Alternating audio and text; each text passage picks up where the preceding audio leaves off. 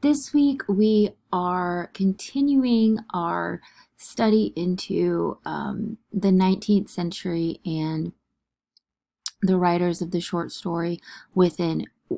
The two authors that we're going to focus on this week are Edgar Allan Poe and Herman Melville. I'm sure that you are familiar with each of these authors in Poe, especially as a writer of short stories, but not so much Herman Melville, and we'll talk about that in a little bit. But I want to start by talking about, well, I guess I don't want to start. Do want to say that each of these authors is rooted in the Romantic period, like Irving and Nathaniel Hawthorne. But they both take very different views on the world and of human nature. So to start, the man that you guys are all familiar with, Edgar Allan Poe. And if you're not familiar with his life history or his biography, it's very interesting. He was born in 1809 in Boston, and he had a pretty troubled life in general, let's say. I mean, he only lived to be about 40 years old. But from the beginning of his life to the end of his life, he had nothing but kind of turmoil and trouble. His father abandoned his family right shortly after he was born, and his mother died when he was 2 of tuberculosis. And because he was kind of orphaned, he was adopted by the Allen family, who supported him financially after his mother's death. He went to the University of Virginia, where he became an avid gambler and an alcoholic, and you name it. And he was eventually kicked off of. He never graduated. He got expelled from the university, and there's even a little building on UVA's campus that is his, or was his, dormitory residence. It's very interesting, and there's a Poe museum in Richmond as well. But I digress. So he leaves UVA, and his family kind of disowns him and doesn't support him financially. And because of his gambling addiction and other vices, he's impoverished. And because of that poverty, he joins the army under a pseudonym of Edgar A. Perry. But when his foster mother died, his foster father, John Allen, purchased his release from the army and helped him get an appointment at the military academy at West Point. But again, he is expelled. He was kicked out of West Point, and he went to New York. He wrote for a little bit, and then he moved back to Baltimore and worked for a newspaper. And then he moved to Richmond and became an editor of the Southern Literary Messenger. And by this time, he's about 30, and he marries. When he's 30, he marries his young cousin, Virginia Clem, who was only about 13. And by all accounts, he was a very affectionate husband and son-in-law. But he loses his job in Richmond because of his drinking. He goes to New York City again, and his he publishes a bunch of work, and it's by this time he is considered a drug addict because he's diagnosed with some sort of brain lesion. But while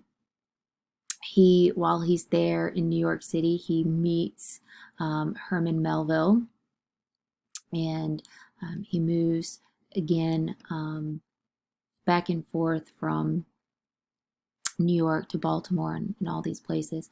His wife died in 1847 because of tuberculosis. And not shortly after that, he's financially kind of bankrupt, morally and physically kind of bankrupt. And his death is pretty remarkable in that it is mysterious. He left Richmond for Baltimore in on a day in September, and his body was found somewhere in Baltimore, and the causes of his death were not well. They didn't know how he died, but it was rumored that he died of an opium overdose or from the results of his alcoholism. However, recent DNA tests show that he died from rabies. So imagine that.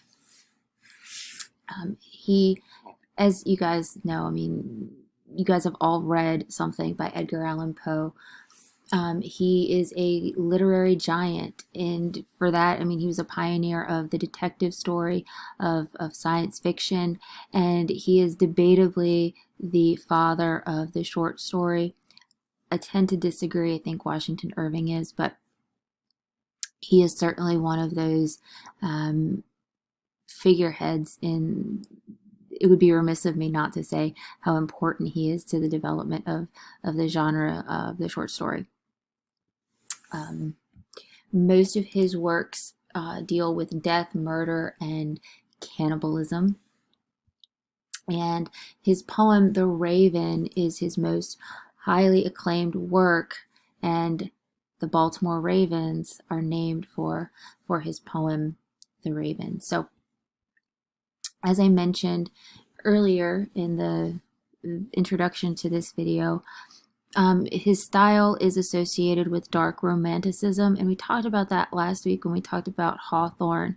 And if you remember back to the dark romanticism, it's not necessarily focused on realism, but more so the exploration of psychology and the human consciousness. And they believe that humans gravitate towards evil and self-destruction.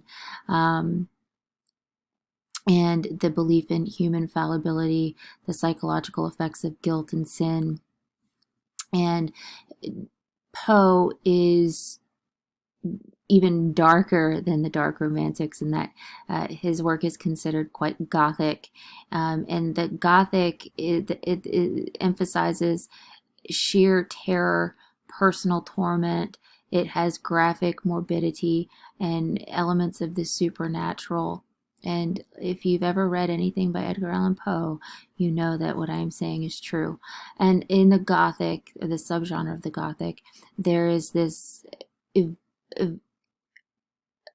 evokes terror versus horror in the reader, because situations bordering on reality and unreality. And terror is not the same thing as horror. And we'll talk about that when we come together this week. So, as a Gothic writer,